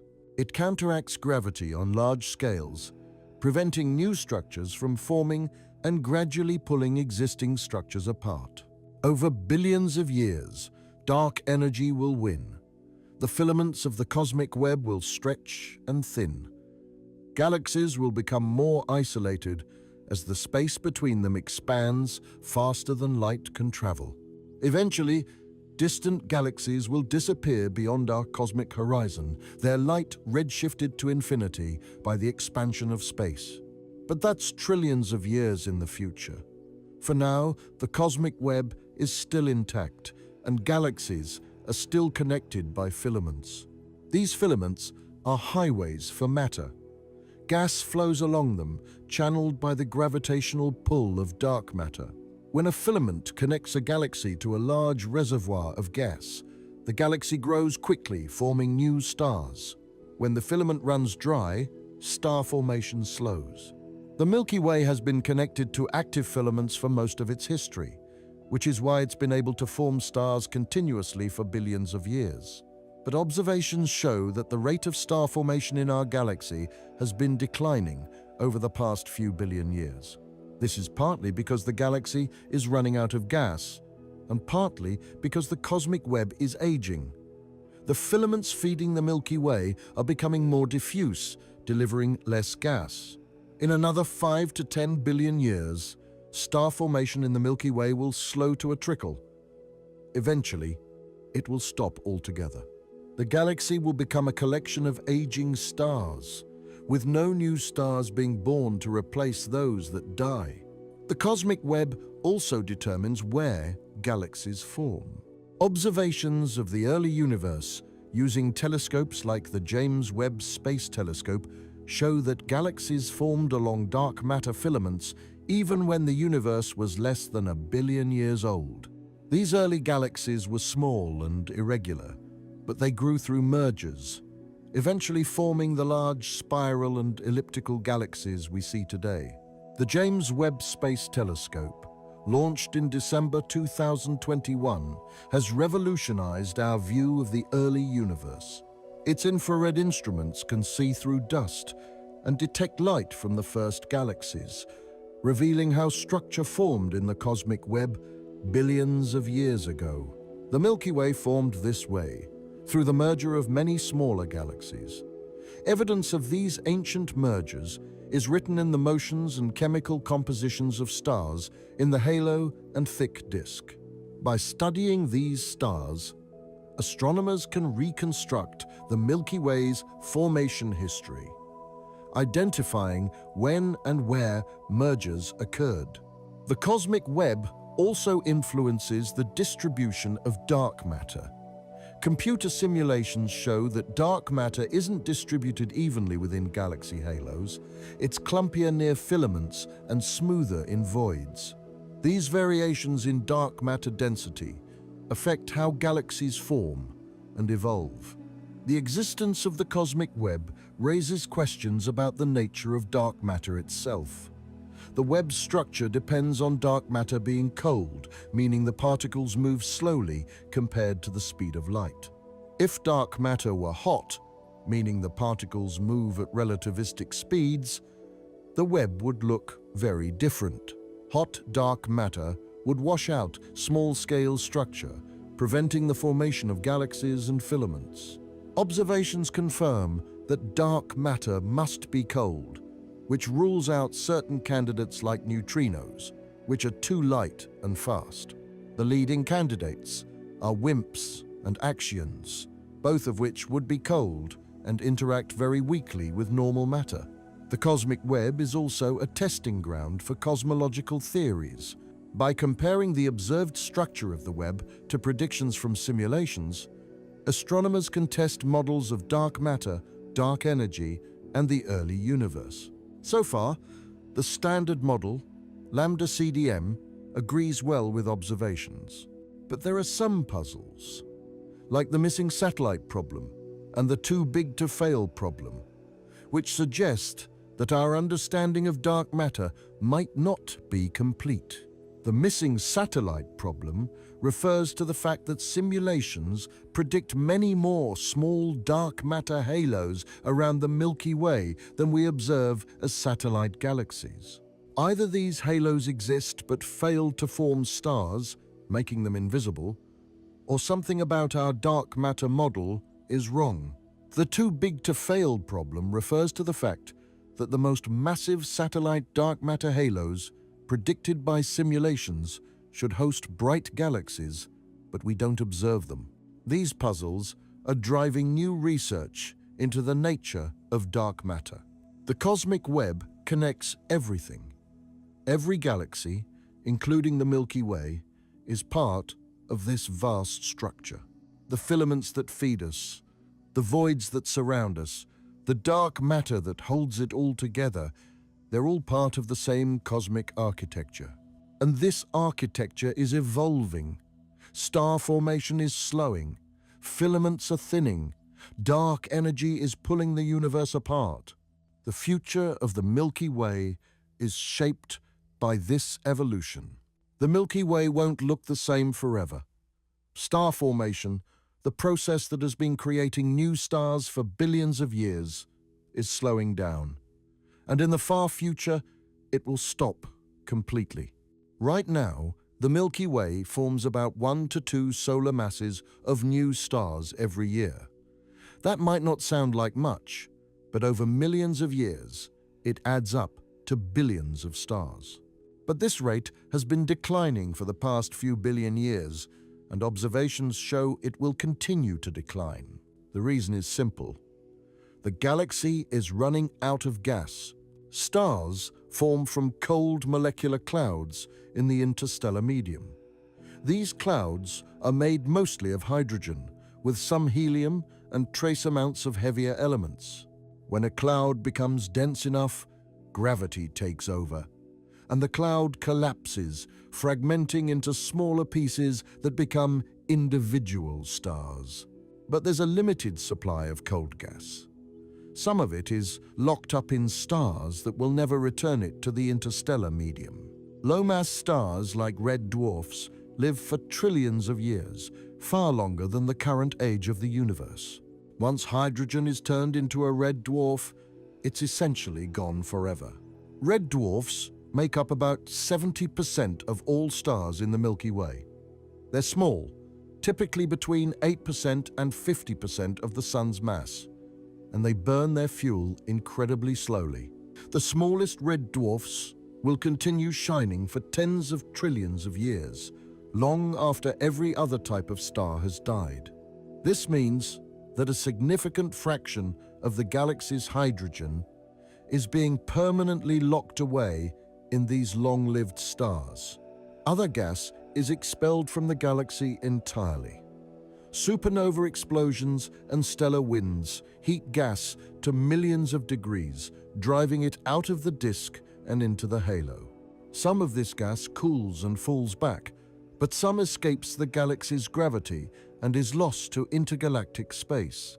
The cosmic web, which has been feeding the galaxy with fresh gas for billions of years, is also running dry.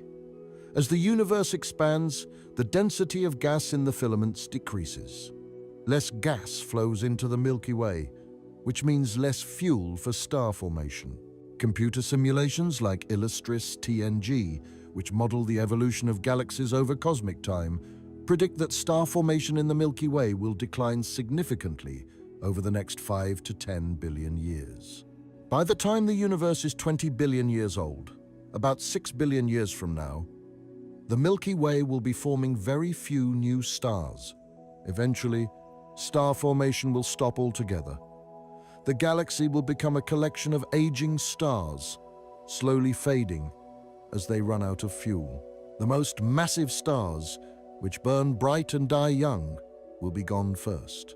After 1 billion years, without new star formation, there will be no more blue giants, no more supernovae, no more regions of active star birth.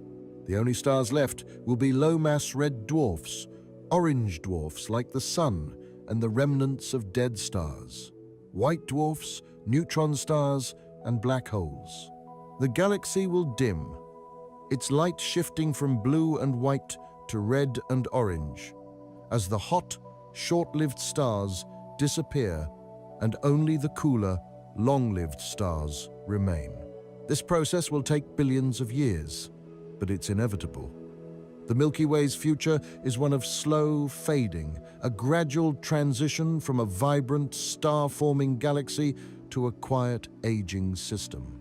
But before that happens, something dramatic will occur.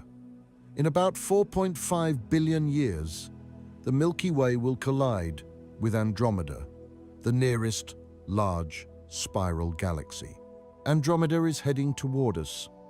Right now, it's about 2.5 million light-years away, but it's approaching at 110 kilometers per second. In 4.5 billion years, the two galaxies will collide. Well, collide isn't quite the right word. Galaxies don't collide like solid objects. They're mostly empty space. Stars are separated by such vast distances that the chances of two stars actually hitting each other during a galactic merger are incredibly small. Instead, the galaxies will pass through each other, their gravitational fields interacting, pulling stars, gas, and dust into chaotic new orbits.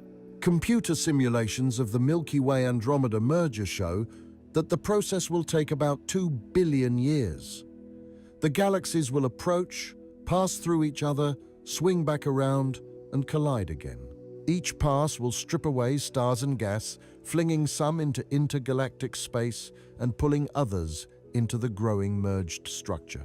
Eventually, after multiple passes, the two galaxies will settle into a single, larger galaxy. The spiral structure of both the Milky Way and Andromeda will be destroyed, replaced by a smooth, elliptical galaxy that astronomers have playfully nicknamed Milkomeda. This isn't unusual. Galaxy mergers happen throughout the universe at all cosmic epochs. They're a key part of galaxy evolution. Most elliptical galaxies formed from the merger of two or more spiral galaxies. The Milky Way itself has consumed dozens of smaller galaxies over its lifetime, including the Gaia Enceladus galaxy about 10 billion years ago, and Andromeda has done the same. In fact, detailed studies of the stellar halo show evidence of at least 10 major merger events in the Milky Way's history, each contributing stars that now orbit in streams and shells around our galaxy. But this will be a major merger, two large galaxies of comparable mass coming together. It will completely reshape the structure of both systems. What will happen to the solar system during this merger? Probably nothing catastrophic. The Sun and Earth will be flung into a different orbit, possibly ending up in a different part of the merged galaxy. But the chances of a close encounter with another star are tiny. The solar system will likely survive the merger intact. However, there are other things to worry about. By the time the merger occurs, the Sun will be nearing the end of its life. In about 5 billion years, the Sun will exhaust the hydrogen in its core and begin fusing hydrogen in a shell around the core. This will cause the Sun to expand into a red giant, growing large enough to engulf Mercury and Venus, and possibly Earth. Even if Earth isn't swallowed, the intense heat from the red giant Sun will make the planet uninhabitable. The oceans will boil away, the atmosphere will be stripped, and the surface will become a molten hellscape. Any life that still exists on Earth will have to evacuate or perish. So by the time the Milky Way and Andromeda collide, Earth will likely already be dead, and the Sun will be a bloated red giant or a cooling white dwarf. Humanity, if it still exists, will have moved on to other star systems or evolved into something unrecognizable. The merger will trigger bursts of star formation. When the gas clouds from the two galaxies collide, they'll compress, heating up and collapsing into new stars. These starbursts will be brief but intense, creating millions of new stars over just a few million years. Some of these stars will be massive and they'll explode as supernovae, enriching the interstellar medium with heavy elements. But eventually, even this burst of star formation will end. The gas will be used up or expelled, and the merged galaxy will settle into a quiet, aging state, just like the Milky Way would have if it hadn't merged with Andromeda. The Milky Way-Andromeda merger is just one event in the ongoing evolution of the local group of galaxies. Other, smaller galaxies in the local group will also merge with Milkomeda over time. The Magellanic Clouds, Triangulum, and dozens of dwarf galaxies will all be absorbed, adding their stars to the growing elliptical structure. Billions of years from now, the local group will be a single, massive, elliptical galaxy, slowly fading as its stars age and die. And around it, the rest of the universe will be receding, driven away by the accelerating expansion of space. The long-term fate of Milkomeda is to become increasingly isolated. As the universe continues to expand, accelerated by dark energy, distant galaxy groups will be carried beyond our cosmic horizon. Eventually, Milkomeda will be alone in an observable universe that appears empty, surrounded by darkness. Let's zoom out one more time. Not just to the edge of the Milky Way, or the local group, or even the cosmic web. Let's zoom out to the entire observable universe and think about the far future. Trillions of years from now, the universe is 13.8 billion years old. That sounds ancient, but in terms of the universe's total lifespan, it's young. The universe has a very long future ahead of it. A future that will eventually be dark, cold, and empty. Right now, stars are still forming. Galaxies are still merging. The cosmic web is still visible, but this won't last. In about 100 billion years, the universe will look very different.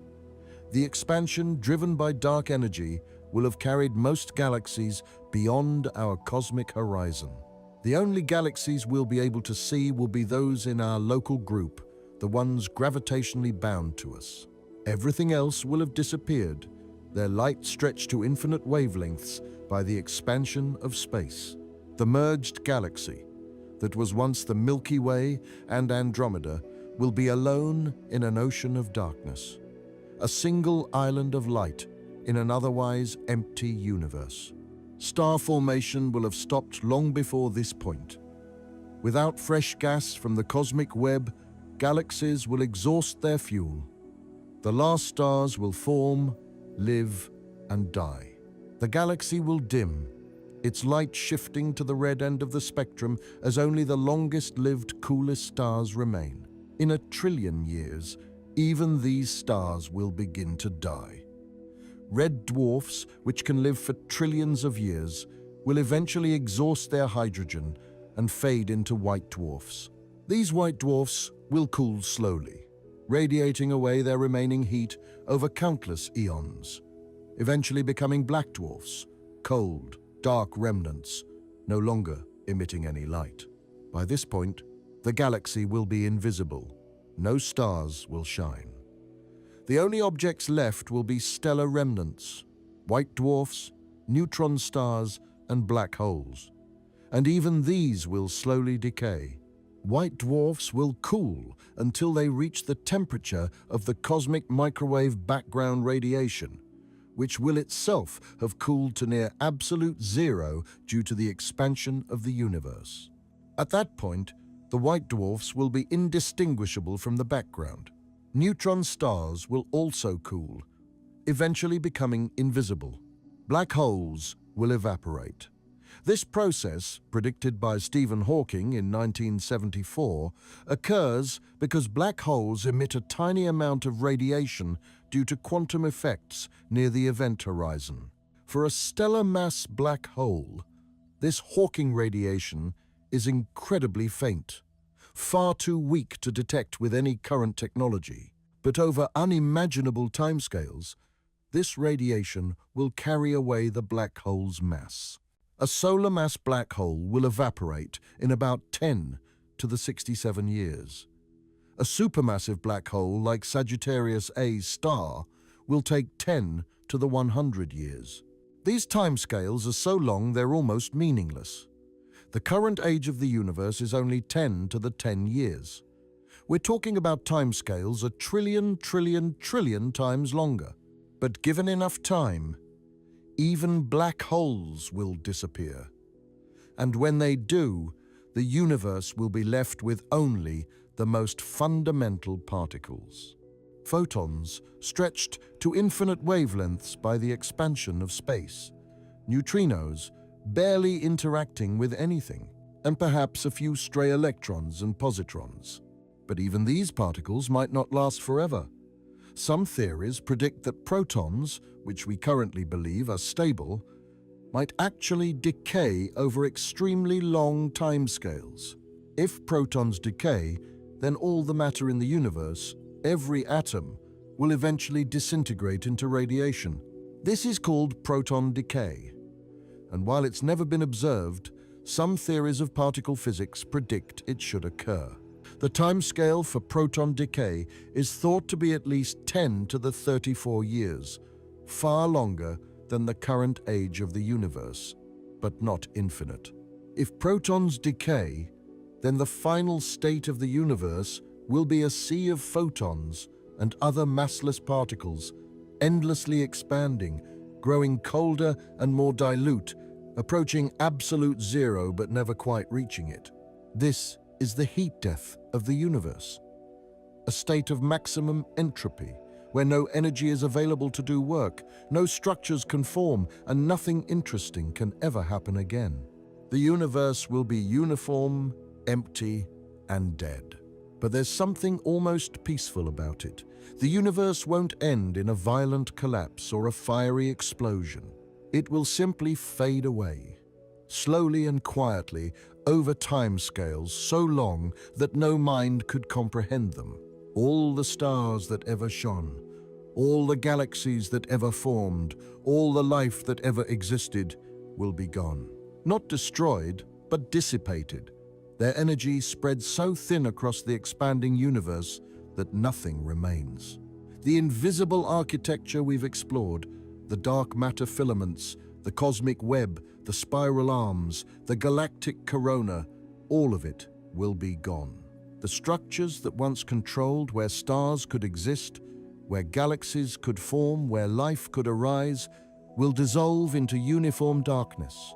The Milky Way, this beautiful spiral that has been our home, will be a memory. A pattern that existed for a few tens of billions of years in a universe that will continue for countless trillions more. And yet, here we are. In this brief moment of cosmic history, when stars still shine, galaxies still form, and life can exist, we live in a universe that still has structure, still has light, still has the possibility of meaning.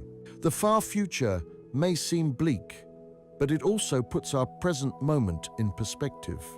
We're living in what might be called the golden age of the universe, a time when structure exists, when stars shine, when planets form, and when life can emerge to contemplate it all. Think about what that means. The universe is 13.8 billion years old, but it will exist for trillions upon trillions of years. If you compress the entire lifetime of the universe into a single year, with the Big Bang happening on January 1st, we're living in early January. The first few days, everything that's happened so far, the formation of galaxies, the birth of stars, the evolution of life, all of it has occurred in this tiny sliver of cosmic time. The universe will spend most of its existence in darkness, empty, cold, and devoid of stars.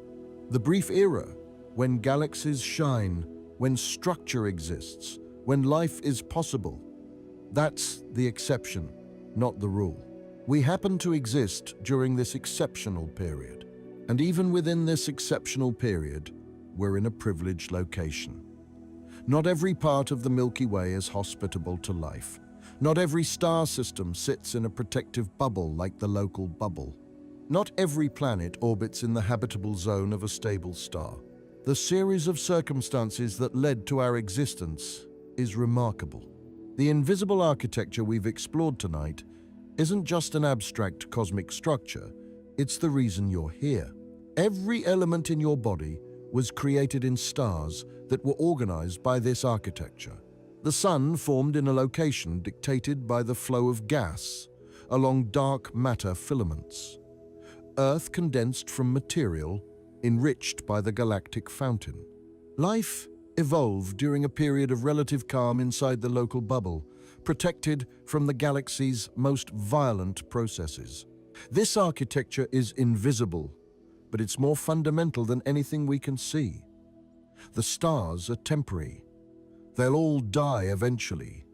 The galaxies will fade, but the laws of physics that created this architecture, the interplay of gravity and matter and energy that shaped the cosmic web, those principles are eternal. Understanding this architecture is one of humanity's greatest achievements. For thousands of years, we looked up at the Milky Way and saw only a river of light. We had no idea we were living inside it, embedded so deeply that we couldn't perceive its true shape. It took centuries of patient observation, brilliant theoretical work, and increasingly powerful telescopes to reveal the invisible structures that control our galaxy. And we're still discovering new layers. New missions are being planned, new telescopes are being built. The James Webb Space Telescope, launched just a few years ago, is already revealing details about the early universe that we never could have seen before. Future observatories will map dark matter with even greater precision. They'll trace the flow of gas through the cosmic web. They'll discover how galaxies formed in the first billion years after the Big Bang. Each discovery adds to our understanding of the invisible architecture. Each observation refines our models of how galaxies evolve, how stars form, how planetary systems develop. We're living in an age of cosmic discovery, piecing together the story of how we came to be. In the unimaginably distant future, when the universe is cold and dark, there will be no observers left to witness the emptiness. But right now, we're here, looking up at the stars, trying to understand the invisible architecture that makes our existence possible. We started this journey by asking what controls every star in the Milky Way, and we found that the answer is invisible architecture. Dark matter filaments form the skeleton. Rivers of gas flow along them, bringing fuel for star formation. The local bubble provides a protective cavity. Spiral arms compress gas into stars. The galactic center shapes the flow of matter and energy. The corona stores gas for the future, and the cosmic web connects it all, linking our galaxy to the larger universe. Every star in the Milky Way exists where it does because of this architecture. The sun formed where it did because that's where gas was available. It orbits where it does because of the gravitational pull of dark matter. It's surrounded by the local bubble because ancient supernovae carved out this cavity. And it's moving through space, carried by the rotation of the galactic disk, the motion of the solar system through the local bubble, and the slow fall of the entire Milky Way toward the Virgo supercluster. This architecture isn't permanent. It's evolving. Star formation is declining. The cosmic web is stretching.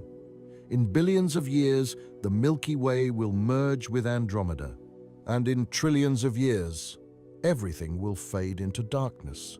But right now, in this moment, the architecture is still here. The invisible framework that makes our existence possible is still functioning. The dark matter is still holding the galaxy together. The gas is still flowing. Stars are still forming. And we, sitting on a rocky planet orbiting an ordinary star, get to witness it all. The Milky Way is more than just a collection of stars. It's a dynamic system, shaped by forces we can barely see, operating on scales that dwarf human comprehension. And understanding this system, mapping this invisible architecture, is one of the great achievements of modern astronomy. We've learned that we're not separate from the galaxy. We're part of it, made from its atoms, shaped by its history, dependent on its structure. The calcium in your bones was forged in a supernova billions of years ago, created when a dying star's core collapsed and rebounded in a catastrophic explosion. The oxygen you're breathing was created in the core of a massive star, fused from helium through nuclear reactions that required temperatures of hundreds of millions of degrees. The iron in your blood was scattered across light years before eventually condensing into the planet beneath your feet, likely created in a supernova that occurred when the galaxy was young. Even the hydrogen that makes up most of your body's water dates back to the first few minutes after the Big Bang, when the universe was hot and dense enough to forge the simplest atomic nuclei. You are stardust, organized by the invisible architecture of the galaxy into a pattern complex enough to look back and understand where it came from. And that's the final secret of the Milky Way. It's not just a galaxy, it's a story 13 billion years in the making, written in starlight and dark matter, shaped by gravity and time. A story that includes supernovae and black holes, spiral arms and cosmic webs, and somewhere in the middle of it all, us, looking up at the night sky, asking questions, trying to understand. The invisible architecture controlling every star in the Milky Way is also the architecture that makes our existence possible. An understanding that architecture is how we begin to understand ourselves. Thanks for joining me on this journey through the hidden structures that control our galaxy.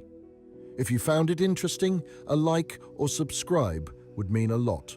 It helps these videos reach more people who share our curiosity about the cosmos. And if you want to share where you are in the world right now, I'd love to know. Leave a comment below. We're all sitting on the same planet, orbiting the same star, held by the same galaxy, connected by the same invisible architecture. The Milky Way holds us, and we're beginning to understand how. Rest well, the spiral continues, turning slowly through the darkness, carrying you forward into the future. The invisible architecture remains, shaping the cosmos, guiding the flow of matter and energy, creating the conditions for stars to form and galaxies to evolve. And in this brief moment of cosmic time, you're here to witness it, to understand it, to be part of it. The architecture is invisible, but its effects are everywhere. In the stars above you, in the atoms that make up your body, in the story of how you came to be. The Milky Way's invisible architecture, the framework of creation, the skeleton of starlight, the foundation of everything we are.